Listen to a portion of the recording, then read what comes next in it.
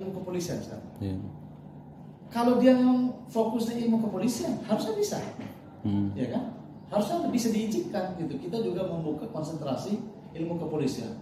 Misal kita kemudian di bawah lintas fakultas, jadi Visipol dengan fakultas hukum atau dengan antropologi atau sosiologi. Nah, tapi persoalannya kan enggak. Apa sinyalemen ini apa sesungguhnya memberikan informasi apa kepada kita semua?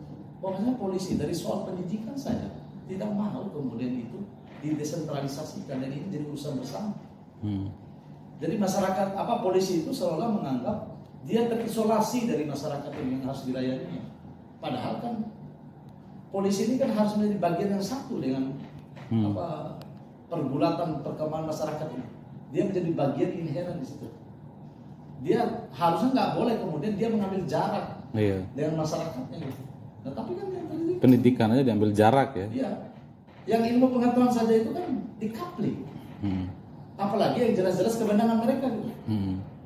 Ya, yang ilmu saintifik itu di-coupling hanya oleh PT, oleh Akpol. Seolah-olah kalau misalnya Fakultas Hukum UNRAM buka ilmu kepolisian gitu. Ya nggak boleh kan, seolah kan. Tapi sampai sekarang pengembangan studi ilmu kepolisian kan nggak pernah di luar PTIK dan Akpol. Padahal ilmu pengetahuan. Ya, padahal ilmu pengetahuan, police science. Iya. Kenapa SIK itu hanya alumni? Iya. Alumni PTIK aja. Kalau memang dia ilmu kepolisian. Kenapa? Iya, berarti kalau yang bukan polisi tidak boleh sarjana ilmu kepolisian gitu. Ya, kan? Tapi kalau kita lihat di negara-negara lain, ya sarjana sarjana sistem peradilan pidana atau criminal justice administration. Jadi staf administrasi peradilan pidana itu kan boleh dari fakultas-fakultas universitas umum. Ya. Atau misal ilmu kepolisian boleh. Kalau misal mencontoh ini misal police science ya, ilmu kepolisian dan sistem peradilan pidana boleh. Nah di kita nggak ada itu kan. Ini ilmu pengetahuan yang notabene wataknya universal, bisa diuji, bisa dipelajari oleh siapapun kan di muka bumi. Itu di-coupling juga. Nah harusnya kan enggak. Harusnya itu kita juga boleh dong membuka ilmu kepolisian. Ya kenapa itu harus dilakukan misal? Ya karena polisi itu nggak hanya di Jakarta. Ya kan? Ada banyak kemudian misal polisi-polisi di daerah yang harusnya dia nggak harus mengambil ilmu hukum dong. Dia boleh mengambil ilmu kepolisian. Ada di mana ilmu kepolisian? Ya di universitas terdekat dari mereka berada. Ya kan? Harusnya mereka dididik tuh. Misal frame-nya yang militeristik. Misal dia bisa pegang senapan, bisa nembak orang, bisa tahan. Nah, kita dengan pendidikan ini karena harapannya kan spirit demokratisasi itu kita tanamkan di perguruan tinggi itu. Mereka tidak sekolah yang terpisah dari masyarakat sipil kan, dia juga bagian dari pergulatan bangsa. Jadi dari waktu ke waktu bangsa ini bisa berkembang, dia juga menjadi harus bagian itu. Karena polisi ini kalau dalam perspektif hakim jalanan. Jadi wajah hukum pertama itu di mana ditampilkan? Jadi di tangan polisi. Baik buruk hitam putih hukum itu ada di tangan polisi gitu. Tapi kalau kita kritis misal membaca soal sejarah kepolisian kan memang di Inggris kan ya seiring dengan pertumbuhan kapitalisme juga kan. Jadi penjaga lah ya. Iya dipakai sebagai alat penekan kelas proletar oleh kelas borjuis. Nah, tapi kan spirit polisi misal di Commonwealth ya seperti di Inggris kan memang agak unik dia sejarah tumbuhnya. Nah kalau kita kan enggak, kita kan enggak mampu memiliki sejarah yang panjang seperti itu. Walaupun orang kaitkan misal Bayangkara itu kan di era Majapahit gitu. Iya. Ya, Bayangkara kepolisian di era Majapahit itu kemudian itu ada namanya Bayangkara gitu. Ya tapi kan kalau menurut sejarah, nah dari sini juga kan menjadi persoalan. Iya. Ini juga menjadi persoalan. Kan sangat kekuasaan raja. Kekuasaan raja ya. Iya kan? Kayak dengan Bayangkara ya. Iya kan akhirnya kan polisi itu adalah melayani kekuasaan raja, menegakkan apa katanya raja. Dan ini yang terlihat melayani kekuasaan gitu. Iya. Kan kalau lihat sejarah kita kan ada kultur yang kira-kira kita itu harus, ini sisi yang harus kita apresiasi. Misalnya polisi ini punya sejarah panjang bagaimana dia menjadi bagian dari bangsa, tapi kan enggak itu terjadi. Misal siapa polisi yang paling jujur misalnya, kita hanya bisa praktisnya atau tokoh figur ya hanya Ugeng. Tapi sebenarnya di tubuh-tubuh kepolisian itu kan banyak figur pemikir ya, yang kira-kira berharap Polri ini segera berubah. Prof Faruk misalnya dari Bima bagus. Prof Faruk kan itu terlihat dari beberapa usaha yang dia lakukan. Tulisannya juga ada. Tapi sebenarnya ada satu lagi nih, Anton Tabah. Anton Tabah. Kemudian menulis misal 12 jilid buku tentang merenungi kritik terhadap Polri misalnya. Itu Anton Tabah. Kemudian ada satu lagi saya lupa namanya. Profesor administrasi publik beliau. Saya lupa namanya. Itu juga menulis misal menata polisi masa depan. Itu juga bagus karya-karyanya. Kemudian dia menerjemahkan buku-buku yang diterbitkan oleh Cipta Manunggal. Cipta Manunggal. Cipta Manunggal. Itu kemudian kan diterbitkan kira-kira buku-buku yang dipakai di PT IKA itu kira-kira mereka terjemahkan dari buku-buku standar misalnya seperti buku yang saya sebut tadi David Bailey. Ya, pemolisian modern itu kayak apa sih? Dia memberikan Bailey. Dari masyarakat berubah, kejahatan ini kan juga berubah, polisi mau ngapain? Nah ini kan dia harus mampu gitu kan merespon itu.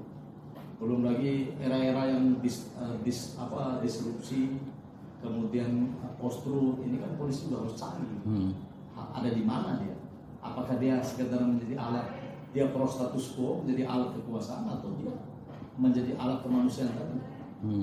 To serve and to protect humanity kan apa? Ya seperti yang kita sekarang kan, polisi akhirnya dianggap sebagai pembunuh, tukang rekayasa alat bukti, tukang hapus CCTV, atau orang kemudian bilang kalau pintar nggak jadi polisi. Nah, polisi harusnya kemudian merenungi kritik-kritik ini ada di titik mana. Kalau misal selama ini disebut oknum, ini bukan oknum, tapi ini sudah menjawab dan ini buruk.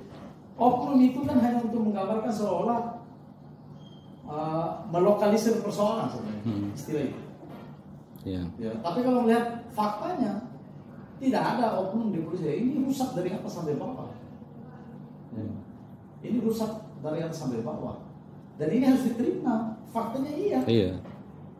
Yang menegakkan etik kepolisian saja menjadi pembunuh, atau berencana pula kan. Yang harus menjadi kapolda teladan di unit satuan tertentu malah jadi dicurigai misalnya menyimpan narkotika, jamin pandar segala macam, malah menghilangkan barang bukti segala macam. Ini kan buruk gitu. Dan cerita ini kan belum lagi di level peri-peri lah, misalnya di kelapa sawit menjadi centengnya sawit, tambang mereka menjadi perusahaan tambang, penggusuran mereka di depan. Nah pengerahan-pengerahan ini juga harusnya dipikirkan oleh polisi gitu. Nggak boleh kemudian polisi itu di depan soal-soal misalnya yang terkait langsung berbenturan dengan masyarakat itu juga harus mereka menahan diri. Tidak boleh selalu di depan misalnya urusan yang orang sengketa tanah keperdataan, tapi mereka yang paling depan gitu. Ini juga harus dipikirkan. Nah, tapi memang polisi juga terjebak di antara itu masalahnya. Harus siapa gitu yang misalnya eksekutor, akhirnya yang awalnya sipil berhadapan-hadapan, dia harus ada di tengah. Karena mungkin itu tadi bang, mindsetnya hanya polisi yang ditakutkan gitu kan. Iya, karena polisi itu bekerja di antara dua kan, hukum dan ketertiban. Ya, jadi di dua wilayah itu, makanya dia juga mukanya menjadi ganda. Jadi ganda dia kan, makanya dia dibenci sekaligus diributkan pada saat yang bersamaan. Makanya mungkin analoginya di tangan kirinya pistol, di tangan kanannya dasi, bunga dan wanita itu. Ya itu kritik, kritik. Mungkin sedang Anton Tabah bisa menulis kritik terhadap Polri. Nah, yang anehnya itu sekarang tidak banyak kemudian lembaga atau institusi yang memang konsen untuk melakukan kajian-kajian atau menjadi mitra kritis untuk Polri. bagaimana dia melakukan perubahan. Nah, ini hilang gitu. PT IKA yang diharapkan sebagai sosok guru pemikir yang kira-kira mereka itu menjadi berperan untuk menjadi influencer, bagaimana kemudian polisi harus berubah, itu tidak juga terjadi. Juga susah. Harusnya kan berkembang di sana riset-riset bagaimana model pemolisian gitu. Tapi mau gimana? Ya, tapi pengajarnya saja ya, orang-orang mau pensiun. Tapi keren Bang. Saya lihat sekarang misalnya kritik itu dihadapi dengan bagi sembako, citra. Jadi lebih ke citra, turun ke jalan-jalan. Kalau dalam jangka pendek efektif, ya. Tapi kan persoalan secara substansial itu hanya menunda, bahkan itu menjadi akumulatif. Akhirnya kan muncul ledakan seperti ini. Akumulatif. Iya, akumulatif. Jadi kemarin kalau dia perbaiki citra itu bagi masker kalau pas COVID. Iya. Karena hanya menunda itu. Iya. Tapi apakah citra buruk itu akan terlihat atau tidak kan? Muncul letupan seperti letupan itu. Pasti ada letupan. Sambo. Letupan besar. Nanti makanya kalau diperbaiki Bang pasti ada sambo-sambo lainnya ini. Yang pasti. Iya. Apakah akan muncul seperti sambo ya pasti kalau nggak diperbaiki. Ini kan harus diubah secara struktural. Tapi roadmap itu yang juga yang nggak kira-kira nggak bersambung dan kita nggak pernah membicarakan secara serius. Bagaimana mau berubah? Ilmu saja di coupling gitu. Ilmu saja di coupling. Apalagi soal-soal yang dianggap sensitif. Karena menyangkut piring seseorang yang sebenarnya mereka mendompleng di tubuh Polri ini. Mereka akan pensiun, tapi polisi ini akan mewarisi dan bergerak bersama bangsa ini sampai bangsa ini hingga akhir. Iya. Nah kalau oknum-oknum ini, misal jenderal ini, jenderal itu kan pensiun gitu. Iya. Tapi polisi tetap berdiri. Ya iya, polisi akan berdiri bersama bangsa ini hingga akhir. Gitu. Kalau mereka kan pensiun, malah legasi buruknya itu kan yang diingat. Nah, tapi persoalannya mau nggak polisi? Nah harapannya kan ada Akpol, ada PT IKA. Ini kan dan orang-orang ini kan memegang jabatan strategis ini. Harapannya gitu, virus perubahan itu kan mulai ditanamkan di Akpol, mulai ditanamkan di PT IKA. Harusnya kan ada jejak, ya, supaya polisi ini berubah. Tapi kan enggak. Nah kalau kita perspektif outsider seperti ini kan hanya bisa memberikan kritik. Tapi untuk melakukan langkah-langkah strategis, ya kebijakan-kebijakan strategis kan mereka di dalam. Misal bagaimana, misal tadi, ada keluhan masyarakat pelayanan yang kira-kira polisi ketika melakukan penyidikan ini misal tidak akuntabel, ya, akuntabilitasnya dipertanyakan. Lah kan unit-unit ini kan alumni PT IKA. Yang kasat reskrim pasti alumni Akpol. Ya. Lantas pasti Akpol. Padahal tadi itu kan 2 unit ini kan menentukan. Ya. Terus yang memegang jadi Kapolres alumni Akpol, alumni PT IKA. Ya kan?